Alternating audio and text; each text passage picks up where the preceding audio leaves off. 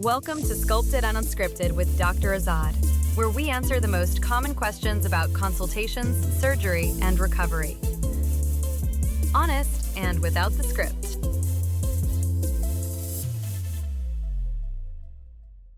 Hi everyone, welcome to another episode of Sculpted and Unscripted. I know it's been a long time.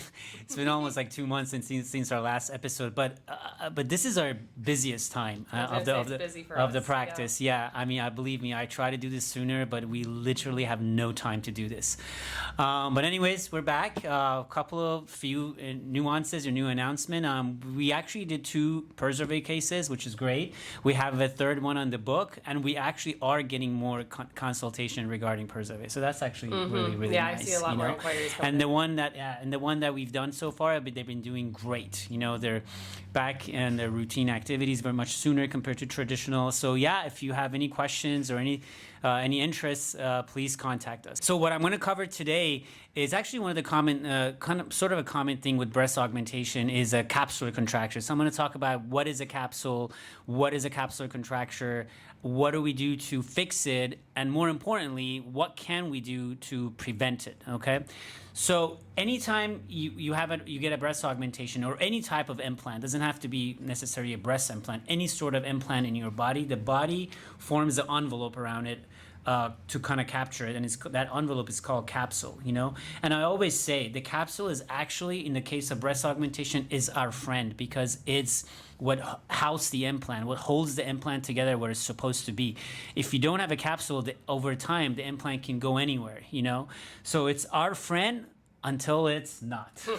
And that's when it gets hard and calcified, and we call it essentially the capsular contracture.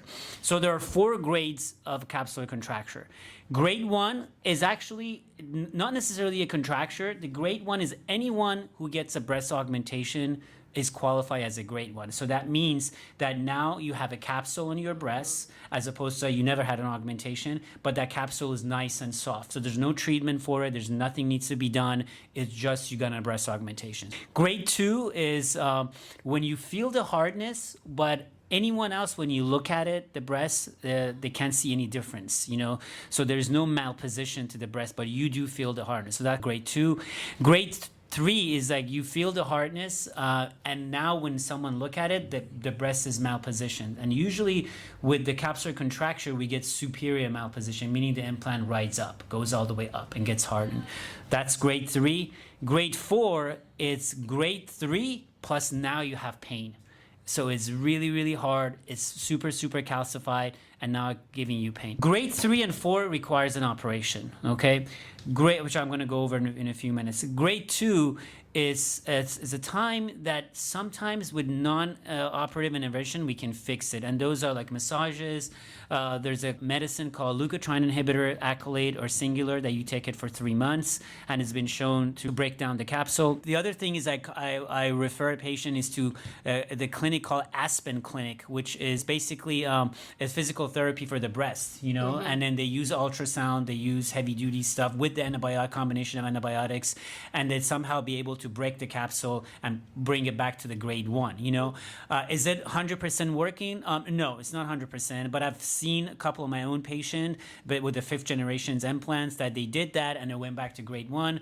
And there were a few that unfortunately they turned into grade 3 and we had to do surgery. But for the most part, I would say 70 to 75%. Once you catch it early, that will work, okay?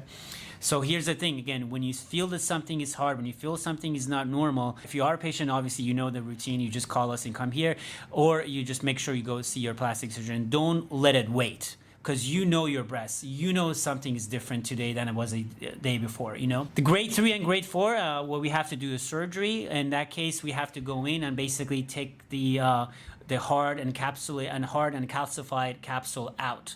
And just briefly, I don't want to go in too much detail, but I use essentially the same incision, the inframammary fold incision. I may have to extend it a little bit because I have to get to the top of the capsule.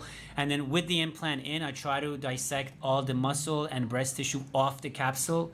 And the problem part is the anterior capsule usually, because remember, you have the anterior capsule, the top part, and then the posterior capsule at the bottom, right? There's the anterior one that gets angry is going to create malposition. The posterior doesn't essentially do that much, okay? So what you want to do, what I do is I kind of dissect all the tissue off the anterior capsule with the implant in, because implant is helping me at that point. And then I go through the capsule, take the implant out, and if the implant is intact, that's perfect. Then at that point, the capsule has already been dissected, and all I do on the direct vision, I just basically cut it out and then take the capsule out. Now, the posterior capsule, if indeed is not calcified, there's no, especially if the implant is under the muscle, it's best to leave it alone, because that capsule is right over the rib cages and intercostal muscle. And if you try to elevate it and you get into the intercostal, you can get inside the lung, that potentially a lot of problems, like a pneumothorax, which we don't want to do. So, and again, as I said, the posterior capsule, it doesn't do much to the implant with regard to malposition or capsular contracture. So if it's calcified, yes, we have to take it out. In that case, you have to be very careful if it's a submuscular. If it's submuscular, you have a little bit more room, safety room, because the posterior capsule is right on the actual pectoralis muscle. So that should make it much safer and easier. But essentially, what we want to do, we want to take the basically the calcified and then hardened capsule out. Okay, and now here's another thing. Unfortunately, when you get capsulated breasts, it's not both sides. I don't know, fortunate or unfortunate. It's usually one side gets capsulated, the other side is normal, and that's the thing I always tell the patient. Because one side is capsulated, one side is normal. It's going to be very hard to create a perfect symmetry in that case. Even we take we take a little bit of a healthy capsule from the healthy side to kind of balance the symmetry.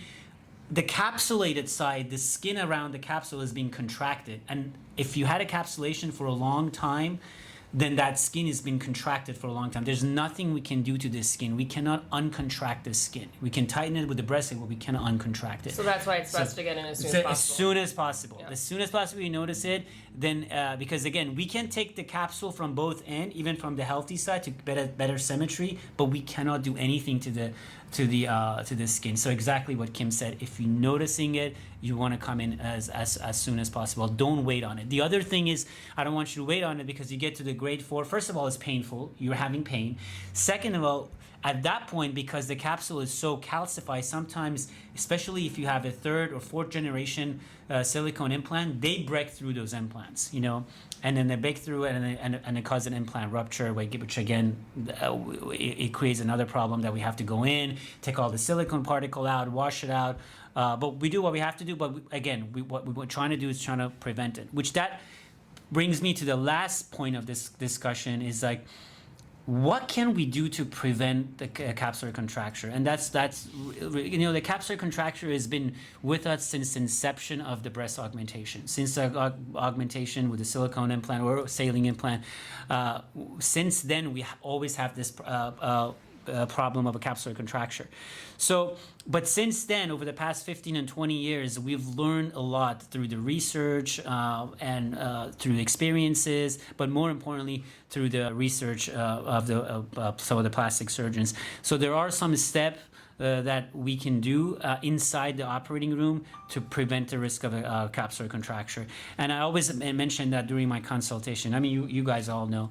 The first, you start by preoperatives. That would be like IV antibiotics, which we give IV antibiotics on 50 minutes before we make the skin incision. The second thing is use the inframammary fold incision. You do not want to use the areola or armpit. Those have been shown to increase the risk of capsular contracture. In fact, I put a nipple shield over the areola anytime I'm doing a primary breast augmentation, because the ducts are there, and sometimes ducts harbors bacteria, and that could potentially increase the risk of a capsular contracture. Then during the surgery, we do what's called precise under direct vision sharp dissection. We no longer use the blunt devices, so everything is sharp, everything under direct vision. What that does is prevent bleeding, maintain a great hemostasis, because again, blood is something that has been shown to increase the risk of capsular contracture. So We do that under direct vision. The second thing is we irrigate a pocket with the triple antibiotic irrigation and dilute betadine. Again, all these things has been proven to reduce the risk of infection and capsular contracture.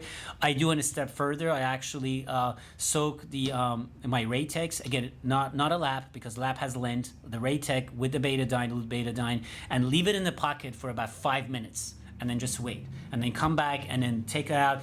That does two things. First of all, make sure the pocket is super clean. The other thing, when I take the Raytex out, if there's any like ounce of, I see a blood, I go right after it, so I know, so I can stop it. Because again, bleeding has been shown to significantly reduce the risk of postoperative complication, especially with regard to capsular contracture. So the other thing is like a no-touch technique. I say that all the time. So we do not touch the implant. So we use a device called Keller funnel. I'm sure you've seen it on my videos on the Instagram. So implant comes out of the box, we place it in the Keller funnel, and then with using the Keller funnel, we kind of slide the implant in to make sure we make sure the sealing on the back of the funnel, so we don't put this implant upside down.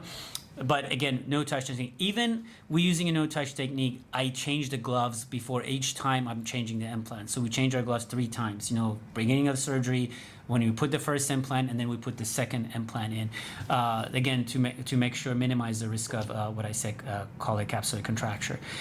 There are certain things that we do post-op, and I'm going to get into that. But I want to say the last thing that helps us a lot, and that's the newest thing, is the Motiva implant. The Motiva implant has been shown significantly reduce the risk of capsular contracture on someone who had a capsular contracture, or when you use it as a primary augmentation to prevent that. Remember, I said this on my last video, when you're coming for a primary augmentation, that's not going to be your first surgery.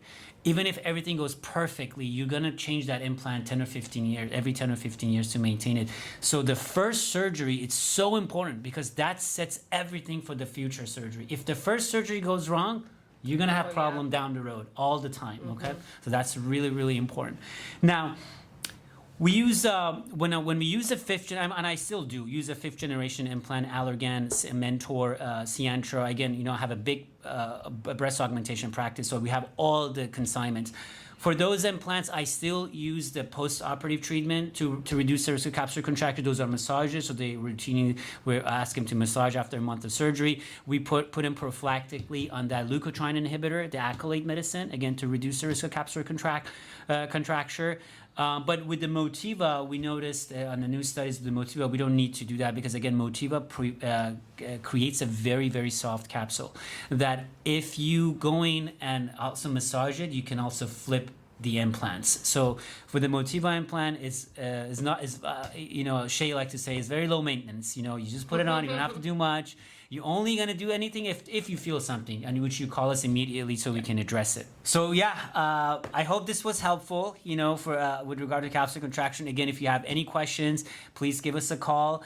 If you haven't subscribed, please do. Yes, please give us a like button. Please write comments. You know, tell me what you want to talk about. We're going to bring other surgeons for kind of dynamic conversation in the future. And yeah, I can't wait to come back. I think hopefully we can do this more routinely now. Yes. I mean, we got, you know, it was kind of crazy busy back then, right? It was. Thanks for joining us for Sculpted and Unscripted with Dr. Azad. Join us next time for another exciting episode.